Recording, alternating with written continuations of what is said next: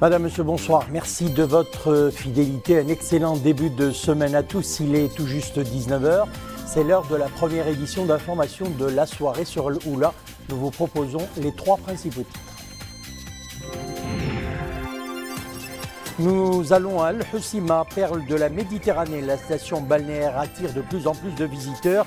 Les Marocains résidant à l'étranger en font leur destination préférée. L'offre hôtelière s'est renforcée. Nous découvrirons tout ça dans notre reportage au début du journal. Et puis on reste dans l'oriental, une autre destination surnommée la Perle Bleue. Saïdia est également très prisée par les visiteurs, notamment pour la qualité de ses eaux de baignade. Sports mondiaux d'athlétisme, finale du 1500 mètres dames parmi les 12 athlètes, deux Marocaines Melika Akawi et Erbab Arafi, avec l'Éthiopienne Ganzebe et la Sud-Africaine Caster Semenya. L'Afrique devrait encore une fois se distinguer.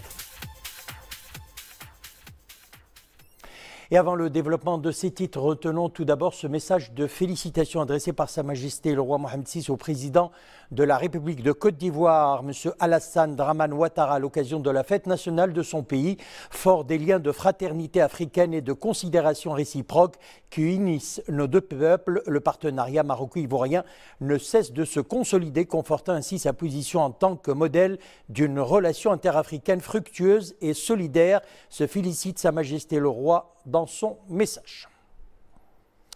La Chambre des représentants tiendra demain mardi une séance plénière de clôture de la deuxième session de l'année législative 2016-2017 au titre de la législature 2016-2021. La séance plénière se tiendra à 14h, consacrée aux questions orales hebdomadaires, suivie d'une séance plénière consacrée à l'examen et au vote de textes législatifs finalisés, indique un communiqué de la Chambre. Juste après la séance plénière législative, la Chambre des représentants tiendra une séance plénière de clôture de la deuxième session de l'année législative 2016-2017 au titre de la législature 2016-2021. Nous le disions en titre, perle de la Méditerranée, destination touristique de premier choix. La richesse et la diversité de son potentiel naturel font de la ville d'Al-Hoceima une station balnéaire qui attire les nombreux visiteurs venus d'ici et d'ailleurs, notamment nous lisions les Marocains résidant à l'étranger. L'offre hôtelière s'est renforcée, 1700 lits, 3200 sont prévus à l'horizon 2020. Reportage Iman Slaoui sur Adenachat. L'une des plus belles plages d'Al-Hoceima s'offre généreusement aux estivants. Kemado et bien d'autres, Sfeha, Cala Bonita, Souami ou Cala Iris, autant de plages paradisiaques qui longent les 70 km de côte de la région.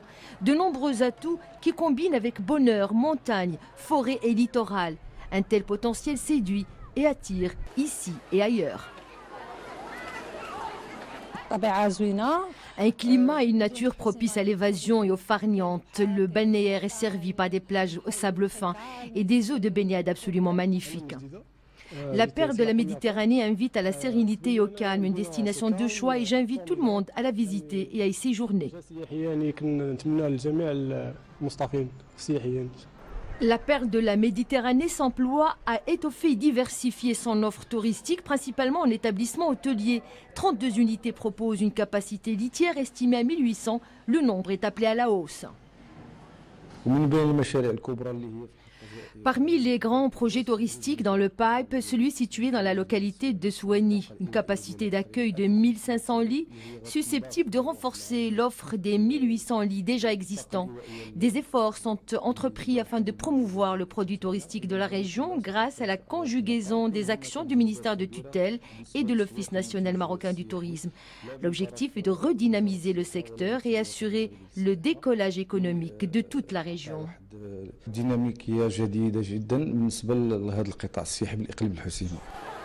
Les différents intervenants se mobilisent donc pour booster l'attractivité de la ville et de toute la région, laquelle est tributaire de la promotion du produit local, la qualité des services touristiques et l'amélioration de la connectivité. On reste dans l'oriental. Autre destination, la station balnéaire de Saïdia, surnommée la Perle Bleue. Sa plage est également très prisée et prise d'assaut par les nombreux visiteurs. Nous découvrons cela dans ce reportage signé Rachid Latabi et Nissil Hamdaoui. En mois d'août, la plage de Saïdia est prise d'assaut par des estivants venus des 4 coins du Maroc et même de l'étranger. Il faut dire que cette plage offre les équipements nécessaires pour goûter au plaisir balnéaire en toute quiétude. Les vacanciers y trouvent amplement leur bonheur.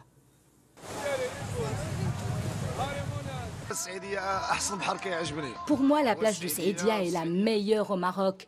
Ici, vous ne manquez de rien. En plus, elle se trouve à proximité de la ville d'Oujda. D'année en année, la plage de Saïdia s'embellit. Elle renforce ses équipements et elle devient de plus en plus avenante. Il est midi, c'est le rush dans ce fast-food au bord de la mer et c'est tant mieux. En cette période, les restaurateurs se frottent les mains.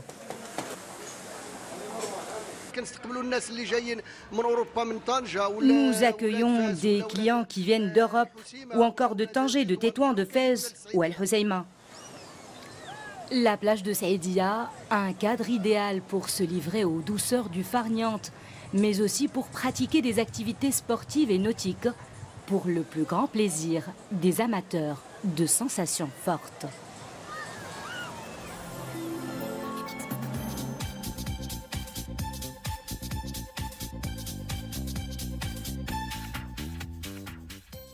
L'actualité internationale, direction tout d'abord le Proche-Orient. Le roi Abdallah II de Jordanie est à Ramallah pour une visite au cours de laquelle il aura des entretiens avec le président palestinien Mahmoud Abbas. Un accueil officiel a été donc réservé au souverain hachémite à son arrivée à Ramallah par le président palestinien. Lors de cette rencontre, les deux chefs d'État examineront de nombreux sujets d'intérêt commun, notamment la situation dans les territoires palestiniens et les lieux saints d'Al-Quds occupés outre l'opération de paix au point mort depuis des années. Mauritanie, le oui l'a largement emporté lors du référendum constitutionnel, ce qui constitue pour le président Mohamed Ould Abdelaziz une nette victoire que l'opposition refuse de reconnaître. Le taux de participation s'est élevé à 53,73% et 85% des votants se sont prononcés en faveur des changements proposés via ce référendum, notamment l'abolition du Sénat. Et puis la Belgique, secouée par un scandale d'œufs contaminés à l'insecticide, une véritable traque aux œufs suspectés de contenir des traces a été lancée depuis vendredi dans les rayons des supermarchés belges. D'autres supermarchés, notamment en Allemagne, en Suède, en Suisse et aux Pays-Bas, avaient commencé jeudi dernier à retirer en masse des millions d'œufs de leurs rayons. Les autorités sanitaires de ces pays ont également annoncé l'interdiction d'accès à leur marché d'œufs livrés par les Pays-Bas et contenant une molécule interdite appelée fipronil, bien que jugée peu novice pour la santé des consommateurs à petite dose. Et puis en Italie, 15 pompiers volontaires basés dans la province de Ragusa, dans le sud de la Sicile, sont soupçonnés d'avoir provoqué des incendies et passé de faux appels d'urgence pour toucher une prime d'intervention de 10 € par heure. C'est ce qu'annonce la police italienne. Seul le meneur du groupe appelé DDV est considéré par les enquêteurs comme un individu dangereux, a été placé en détention. Les pompiers soupçonnés présentaient un nombre d'interventions anormalement élevé par rapport aux autres équipes, 120 contre 40 sur une même période. Et puis en Italie, les 3 militaires américains disparus dans un accident d'avion au large de l'Australie ont été retrouvés. Ils faisaient partie des 26 occupants de l'avion qui s'est abîmé en mer après avoir décollé du navire d'assaut amphibie US Bonhomme Richard LHD-6. Les recherches portent désormais sur la récupération d'éléments de l'appareil. L'avion et le navire se trouvaient au large de l'État de Queensland, dans le nord-est de l'Australie, pour participer à l'exercice militaire américano-australien Talisman Sabre qui venait de se terminer.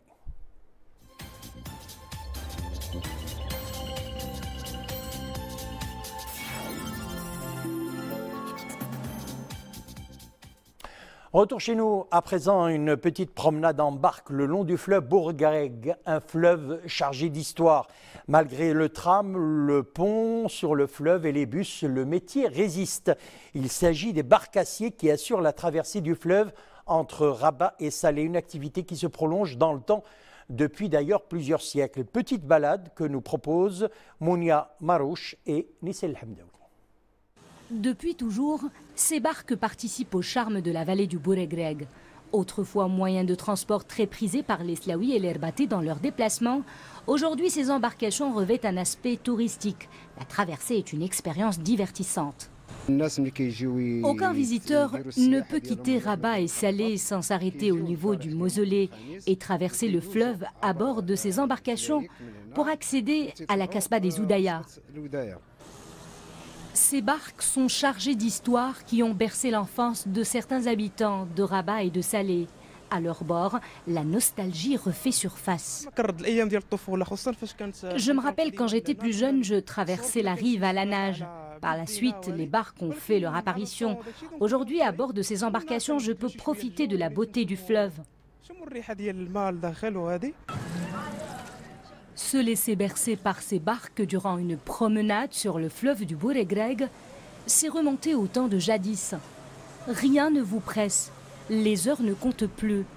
Laissez-vous porter par la beauté du site et la lenteur de la traversée qui vous repose et vous fait du bien.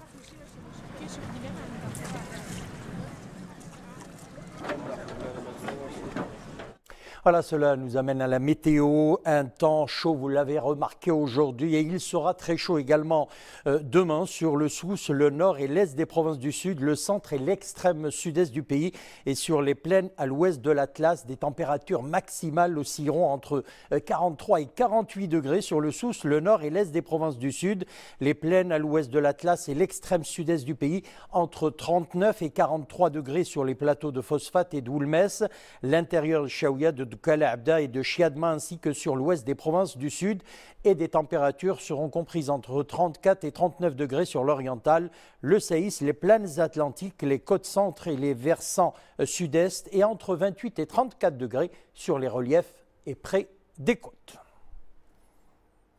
On passe au sport à présent, mondiaux d'athlétisme, finale du 1500 mètres dames. Eh bien, les dames prendront place sur la piste du stade olympique de Londres.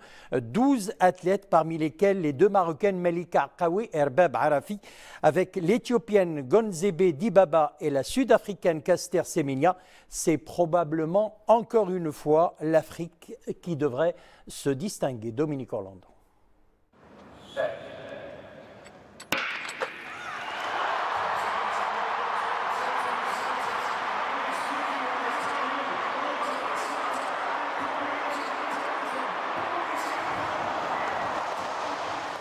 Il s'en est donc fallu d'un cheveu, d'un fil, voire d'un film pour que l'Afrique, une nouvelle fois dans ces championnats du monde, réussisse là où d'ordinaire elle n'était pas a priori attendue. Sur le 100 mètres féminin qui consacre l'antithèse des courses de fond où les athlètes hommes et femmes du continent ont installé leur suprématie depuis bien longtemps, la possibilité de voir l'Ivoirienne Marie-Josée Tallou s'emparer de cette couronne mondiale relevait presque du miracle. On aurait même fini par croire, si cela était arrivé, à un vrai mirage survenu en pleine nuit londonienne.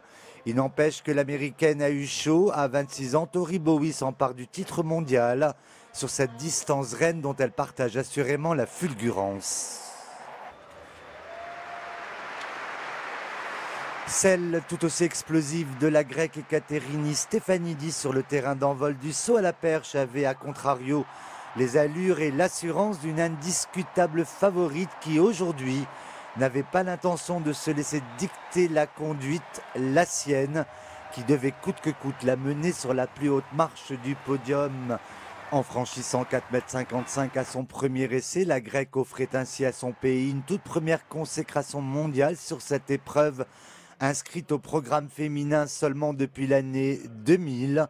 Elle sera rejointe dans le même état d'esprit par l'heptatonienne Nafissatou Thiam, qui après 2 jours de compétition ardue, comprenant pas moins de 8 épreuves, réussissait à offrir également ce premier titre mondial à son pays, la Belgique, où Flamands et Wallons se sont probablement tous dressés pour l'applaudir et l'acclamer à tout rompre.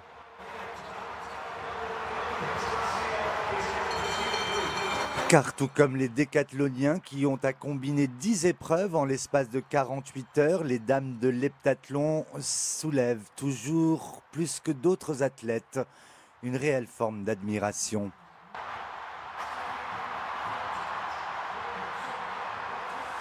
Si l'on devait leur trouver une même équivalence, à tout du moins dans l'esprit des spectateurs, les marathoniens et les marathoniennes ne seraient pas très loin, car avec plus de 42 km de course à parcourir, c'est également à ce fameux mythe de l'Olympe qu'il nous renvoie et nous ramène inexorablement.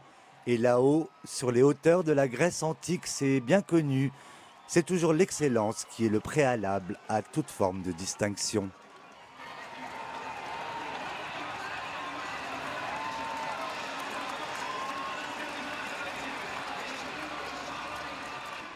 Voilà, c'est avec cette page sport consacrée au championnat du monde d'athlétisme de Londres que nous refermons notre édition. Merci de l'avoir suivi. Le retour de l'info sur le Oula, 21 h le journal vous sera présenté ce soir par Nadia El Moudden. Une excellente soirée et à demain.